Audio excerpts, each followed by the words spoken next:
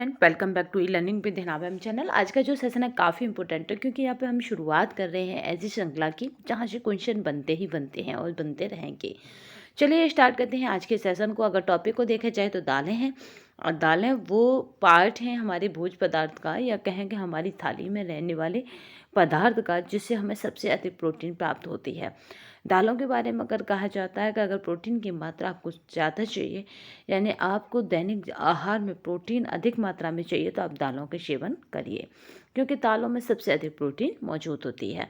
चलिए पहला क्वेश्चन है, दालों में प्रोटीन की मात्रा होती है तो कितनी होती है। तो एक दिन मैं डाइट वाला चार्ट करा दूंगी जिसमें ये होता है कि किस भोज्य पदार्थ में कितनी क्वांटिटी है। ठीक है, तो दालों में प्रोटीन की मात्रा होती है तो 20 से 25% होती है।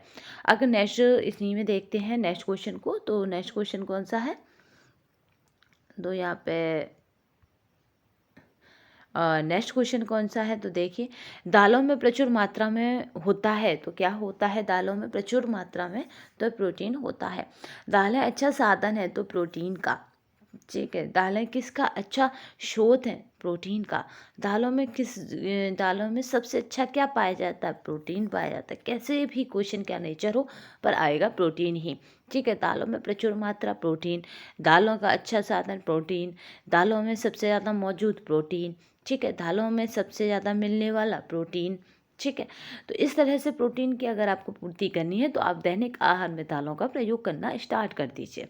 दालों के अंकुरण पोषणात्मक दृष्टि से महत्वपूर्ण है क्योंकि अब देखिए जैसे मैंने कल का बताया था अनाजों में, तो वो क्या था कि अंकुरित हो जाते हैं, यानी अंकुरण का मतलब है उनको भिजा देना, और भीगने के 24 से 48 घंटे बाद क्या होता है, उनमें एक अंकुरित हो जाते हैं, यानी वो क्या हो जाता है, बीज अपने जैसे दालें हैं, आप साबुत दालों को भिजाइए, ऐसा नहीं है दालों के दो टुकड़े उन्हें नहीं, दाल साबुत वाली भिजाइए, यानी जिस तरह मूंग की दाल पूरी साबुत होती है उसे भिजाइए।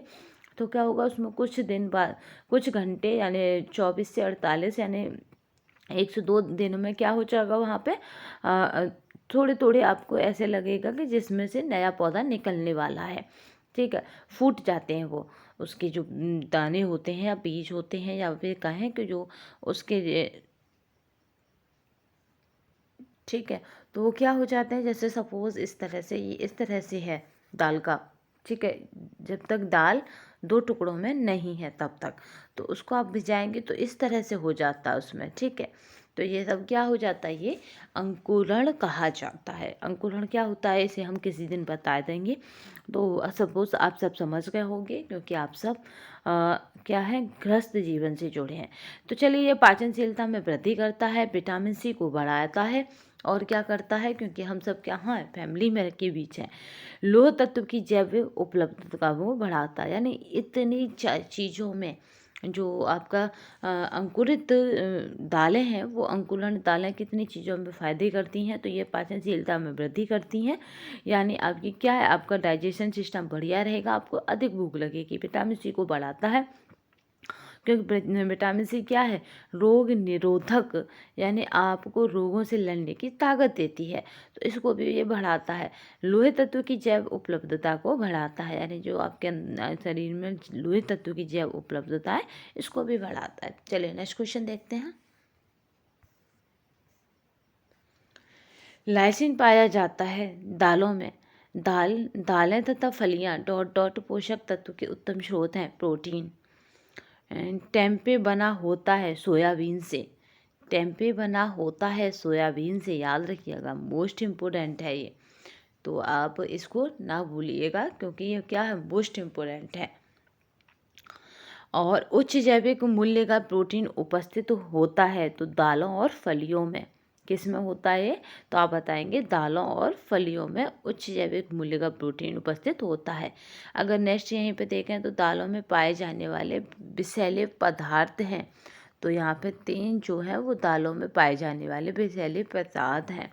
ठीक है, इसीलिए हमें कभी भी सस्ती दालें, यानी अगर मार्केट में दाल का रेट कुछ और है और आपको कोई जो गली में फेरी वाले होते हैं वो कुछ और रेट दे रहे हैं, तो समझ लो उसमें मिलावट है। दालों में पाए जाने वाले विषैले पदार्थ कौन से हैं, ट्रिप्सिन, इनिविटर, लेथेरिज्म और यहाँ पे है गाइट्रोजेनस। तो इस तरह से याद रखिएगा TLG, ठीक है, यहाँ पे याद रखेंगे TLG। तो इस तरह से LPG की तरह क्या हो जाएगा, ये TLG हो जाएगा। तो यहाँ पे याद रखेंगे ट्रिप्सिन, लैथिरिज्म और यहाँ पे गाइट्रोजेनस। तो ये तीनों ही के तीनों क्या है, विषैले पदार्थ हैं। दालों में पाए जाने वाला रोधक है तो ट्रिप्सिन, क्या है ये ट्रिप्सिन है। तो चलिए हमने दाल वाली श्रृंखला को कंप्लीट कर लिया है। नेक्स्ट सेशन में हम किसी और श्रृंखला को लेंगे। और ये इसका जो PDF है, देखिए जो भी हमारी वीडियोज़ होती हैं उनका PDF जो होता है हमारे टेलीग्राम पर मौजूद होता है। उस टेलीग्राम की जो लिंक है ना, वो इसी वीडियो के डिस्क्रिप्शन बॉक्स में आपको मिल जाती है। तो आज के सेशन में बस इतना ही, नेक्स्ट सेशन में फिर मिलेंगे। तब तक के लिए धन्यवाद। वंदे मातरम, जय हिंद।